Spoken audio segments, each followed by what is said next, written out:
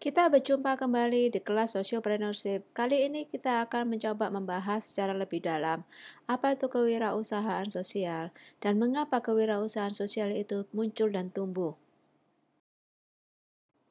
Pertama-tama yang mau kita lihat adalah apa itu kewirausahaan sosial. Kewirausahaan sosial baru belakangan ini mulai ramai dibicarakan di Indonesia. Di Indonesia sendiri, istilah kewirausahaan sosial pertama kali diperkenalkan oleh Asoka Indonesia pada tahun 1983. Asoka Indonesia merupakan suatu organisasi internasional yang berfokus pada upaya peningkatan sektor kewirausahaan sosial. Pada dasarnya, kewirausahaan sosial merupakan hasil pengembangan dari konsep kewirausahaan yang berada pada ranah ilmu ekonomi. Namun yang membedakannya ialah bahwa kewirausahaan dijalankan oleh seseorang atau sekelompok orang atau perusahaan kecil yang bertujuan untuk memperoleh keuntungan untuk dirinya sendiri.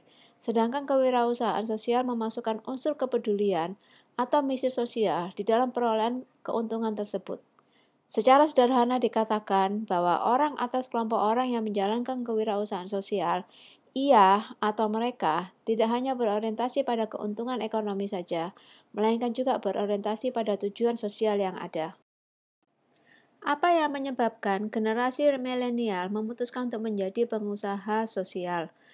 Tekad seorang pengusaha sosial milenial untuk menjalankan usahanya yang berbasis sosial berangkat dari keresahan pribadi atau sebagai persoalan sosial yang ada di masyarakat, seperti kemiskinan, ketimpangan, pengangguran, dan lain sebagainya. Namun pada saat yang bersamaan, pengusaha sosial milenial juga melihat adanya potensi dan peluang usaha yang sebenarnya bisa dimanfaatkan. Namun masyarakat sekitar masih belum menyadarinya atau bahkan menyadarinya namun tidak bisa memanfaatkannya. Nichols 2006 juga menyatakan bahwa kewirausahaan sosial muncul dengan didorong oleh dua faktor, yaitu faktor dari sisi penawaran dan dari sisi permintaan. Dari sisi penawaran, semakin meningkatnya kesejahteraan masyarakat global dan bertambahnya masa usia produktif telah mendorong terjadinya kesadaran bersama atau kolektif untuk dapat memperbaiki kualitas hidup. Dari sisi permintaan, kewirausahaan sosial muncul sebagai jawaban atas ketidakmerataan ekonomi. Lalu apakah peran kewirausahaan sosial di Indonesia? Tahukah Anda bahwa kewirausahaan sosial mulai memegang peranan penting bagi kemajuan Indonesia? Menurut hasil penelitian yang dilakukan oleh Komisi Ekonomi dan Sosial Perserikatan Bangsa-Bangsa dan British Council pada tahun 2018, kewirausahaan sosial di Indonesia dapat menjadi sarana pokok di dalam membangun sektor ekonomi kreatif dan inklusif. Hal ini terbukti dari sekitar 340.000 wirausaha sosial yang ada di Indonesia. Sektor yang paling diminati ialah sektor industri kreatif, dengan persentase 22% dari total keseluruhan. Masih dalam sumber yang sama, kewirausahaan sosial di Indonesia juga telah memberikan jalan bagi sektor ekonomi yang inklusif, yang mengatasi permasalahan sosial, di mana bentuk usahanya berdasarkan pada kegiatan pemberdayaan masyarakat bagi mereka yang merupakan penyandang difabilitas, perempuan berpendidikan rendah, dan penduduk setempat yang bahkan tidak pernah mengenyam pendidikan. Hal ini menjadi mungkin karena kewirausahaan sosial dapat menyerap tenaga kerja yang disertai dengan peningkatan keahlian dalam berwirausaha. Tidak hanya itu, kewirausahaan sosial juga telah berkontribusi dalam meningkatkan pendapatan domestik bruto atau PDB sebanyak 1,9%. Data diperoleh dari British Council 2018. Ada 3 kunci utama untuk dapat sukses berwirausaha sosial. Yang pertama adalah ide.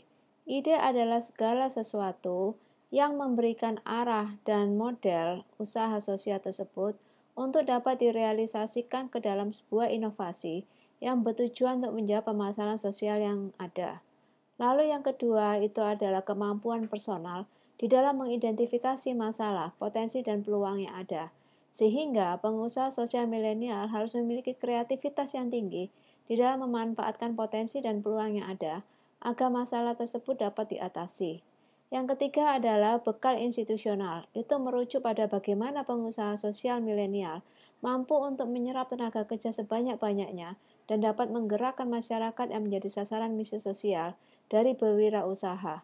Dalam hal ini, faktor penting yang harus dimiliki oleh seorang pengusaha sosial milenial adalah kemampuan untuk membangun partnership atau kerjasama dengan pihak lain, baik bank, sektor swasta maupun pemerintah, maupun organisasi kemasyarakatan, agar usahanya menjadi maju dan berkembang. Bonus demografi yang akan dialami oleh Indonesia pada tahun 2030 hingga 2045 saat ini sudah mulai dapat dirasakan. Kita melihat banyak generasi milenial yang sudah memulai bisnisnya sendiri, terutama bisnis yang berbasis IT. Mengapa hal ini dapat terjadi? Karena milenial memiliki 3 potensi utama. Yang pertama adalah mereka lahir di mana teknologi dan dunia internet itu bukan sesuatu yang asing lagi bagi mereka. Lalu poin yang kedua, generasi milenial memiliki social network yang sangat luas dan mereka dapat terhubung dengan begitu mudahnya dengan rekan-rekan mereka melalui jejaring sosial. Dan dikatakan bahwa generasi milenial memiliki empati yang lebih besar dibandingkan generasi yang sebelumnya. Mereka lebih peka terhadap kepedulian sosial. Social entrepreneur sebagai agen perubahan memiliki ciri-ciri sebagai berikut. Yang pertama, mereka memiliki misi untuk menciptakan dan mempertahankan nilai sosial. Yang kedua, mereka mengenali dan mengejar peluang baru untuk menggenapi misi yang mereka miliki tersebut. Yang ketiga, mereka terlibat dalam proses inovasi yang berkelanjutan. Poin yang keempat, mereka bertindak dengan berani tanpa dibatasi oleh sumber daya terbatas yang dimiliki oleh mereka. Poin yang kelima, mereka memunculkan rasa bertanggung jawab untuk terus melayani dan menciptakan hasil. Kita melihat ada 2 aspek penting dalam social entrepreneurial. Yang pertama adalah perusahaan sosial memiliki tujuan sosial. Yang membedakan perusahaan sosial dengan perusahaan yang lain itu adalah bahwa perusahaan sosial tujuan mereka tidak hanya untuk mendapatkan profit, tetapi mereka juga memiliki tujuan sosial. Lalu poin yang kedua adalah perusahaan sosial menggabungkan metode sosial dan komersial. Apa yang mereka lakukan? Mereka mencoba mengkolaborasikan metode-metode sosial yang ada dengan komersial untuk mencapai apa yang menjadi visi mereka. Bagaimana pengusaha sosial mendapatkan sumber pendanaan? Ada 3 cara yang dapat mereka gunakan untuk mendapatkan sumber pendanaan.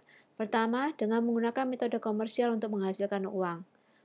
Cara yang kedua, memulai bisnis yang didasarkan atas misi sosial. Cara yang ketiga adalah bekerjasama dengan perusahaan lain yang memiliki cukup dana untuk bersama-sama melakukan usaha yang berbasis sosial. Ada beberapa tantangan yang akan dihadapi oleh pengusaha yang berbasis sosial. Yang pertama adalah kapasitas organisasi. Bagi suatu organisasi yang baru berdiri, mereka menghadapi tantangan bahwa kapasitas organisasi yang baru akan cukup sulit untuk dibangun. Poin yang kedua adalah sumber daya manajerial. Sumber daya manajerial seringkali tidak mencukupi. Poin yang ketiga adalah model pembiayaan. Model pembiayaan baru dapat menyebabkan benturan budaya, di mana masing-masing orang dengan budaya yang berbeda akan memiliki persepsi yang berbeda. Poin selanjutnya itu adalah berhentinya support. Pendiri awal mungkin akan mengurangi pendanaan mereka. Lalu selanjutnya terkait dengan isu stakeholder. Stakeholder inti mungkin akan menganggap tindakan tidak objektif. Lalu poin yang terakhir adalah tekanan politik. Tekanan politik mungkin muncul dari luar organisasi. Social entrepreneur memiliki prinsip bahwa the best measure is not how much profit they make, but the extent to which they create social value. Fokus mereka adalah bukan kepada profit, tetapi bagaimana mereka dapat menciptakan nilai-nilai sosial. Demikian sesi terkait socialpreneur ini. Sampai berjumpa di sesi selanjutnya.